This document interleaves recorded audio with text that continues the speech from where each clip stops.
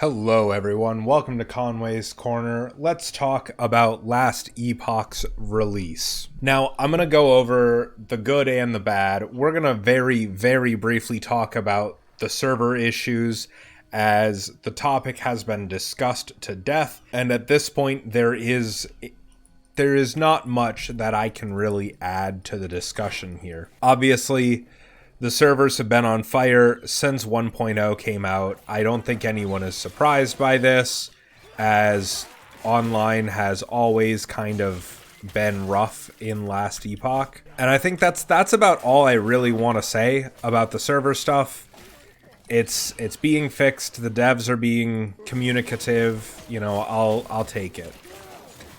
Right now, if you want to play the game, just make a character in offline mode. You will have to start a new character in online, but at least you'll be able to play the game. Let's move on to the good stuff, though, because there's a whole lot of good in this patch.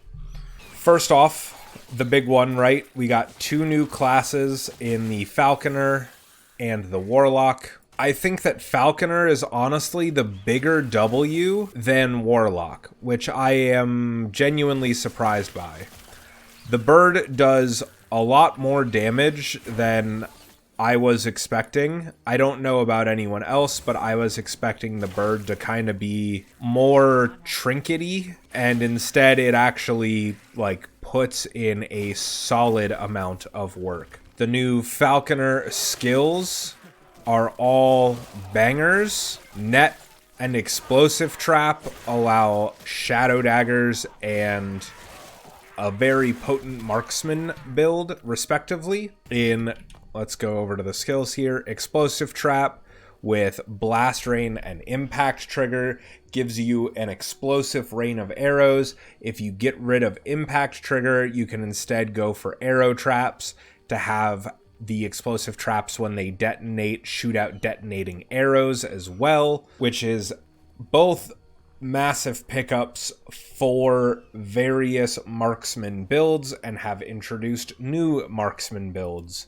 Net, through the use of net trap and spear trap, allow you to puncture incredibly quickly and much faster than just spamming puncture, which is massive because puncture has shadow daggers. On top of that, you have got dive bomb bleed. You have got acid flask for the Falcon.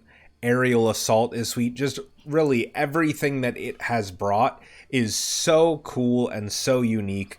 Same thing with Warlock. I think the biggest bring that it has for the other classes is the overloads. I think that the blood overload is really fucking sweet.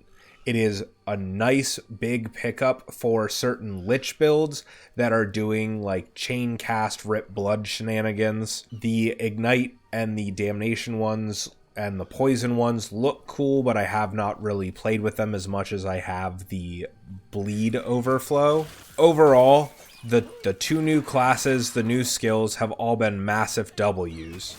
On top of that, though, we got a ton, and I mean a ton, of new uniques, and a lot of these uniques have opened up even more new weird and wacky builds.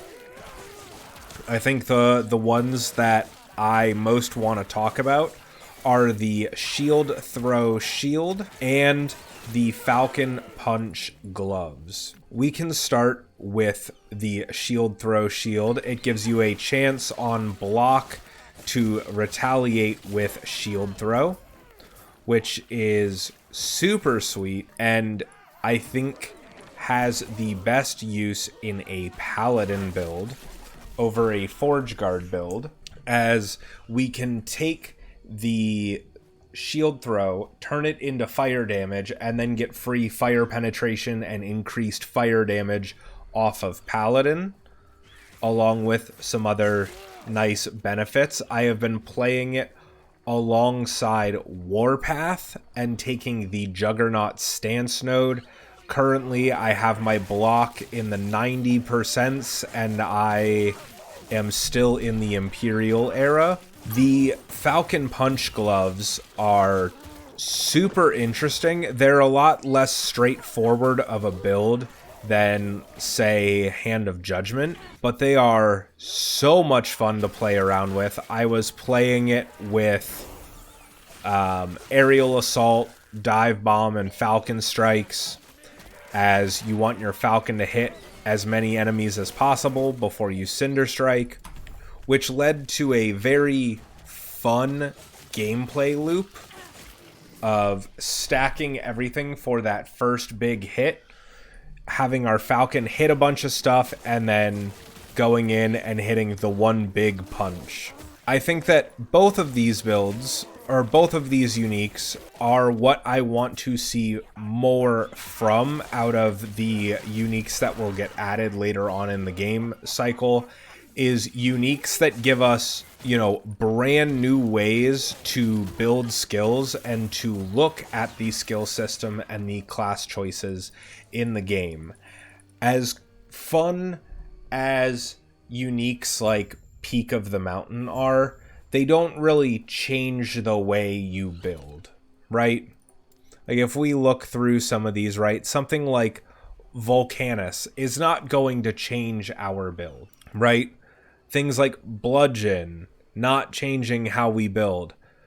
But some of the uniques really do completely change how you are looking to build your class and opening up brand new ways to build. Falcon Fists is one of these. I want to see more of them. I want to see more unique and new ways to build the classes, as opposed to just, oh, this is just like the upgrade, right? I think a good example of that is something like Kermode's Cage here, right? Kermode's Cage is just, oh, if you're playing Cold Werebear, you should probably just equip Kermode's Cage because it's going to help your damage, right? It's not going, oh, this enables this build.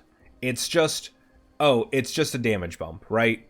And I think that we have enough uniques in the game that are like Kermode's Cage, where it's like, if you are playing this style of build, you should look at this because it's going to help your damage, and it fits into the build. I want to see more stuff like Bloodkeeper's Nest instead, right? Making you look at it and go, how can I build around this unique to get the most out of it? For example, like Bloodkeeper's Nest, if you go like Spriggan form with like Summon Wolves, you get Herald of the Scurry, you go all in on the bleed aspect. Bloodkeeper's Nest is also helping out with some of that bleed, and you can build just incredible bleed stacks. Now, Squirrels, you're already doing that, so this doesn't change it, but it does change how you build the Beastmaster completely, because now you want bees, right? I want to see more inventive things like that. I have to sit there and think about the best way to build around the unique, as opposed to the unique just being an upgrade to a random purple item. I think that that is where uniques should go. Other than that, Circle of Fortune has been really cool. Circle of Fortune has been great. I really, really like the system. There are a couple of things that I would like to see out of it. One of those being prophecies being account-wide. I would like that just for the convenience. I mean, you give us so many slots, and favor is tracked across all characters and not character by character, so I feel like prophecies should be as well. Other than that, I like the lenses system. The lenses are really nice. It helps when you're trying to farm specifically purples, not so much uniques. I would like to see in future iterations or changes to it, I would absolutely love to see more types of rewards from the prophecies. Namely, I would love to see a chance to get like a specific unique out of the prophecies, right? At this point in time, it's like, oh, unique chest piece. It's like, well, that's cool, but what if it was like a unique Kestrel instead? You know, random small chances to get some of the chase uniques in the game. Things like Red Ring and Oceanus and Wrong Warp. Things like that. Things that are very difficult to obtain or to come by. I would love to see a random small chance to get a prophecy that gives you an item like that as a reward, right? I think that would be super neat. It'd be a nice addition for the solo self-found players to truly get closer to the benefits of playing online. Other than that, I don't know, man. Like, it's just been a blast. It's been a blast. Falconer has been so much fun to play. I'm already on my second Falconer, and then once I get this into monos and get the build kind of settled, then I'll probably make a third one and go for a Falcon Fist build. I'm having a blast. Let me know how launch has gone for you guys. What are you playing? Let me know in the comments down below. Don't forget to like, comment, and subscribe, and I will catch you in the next one. Peace.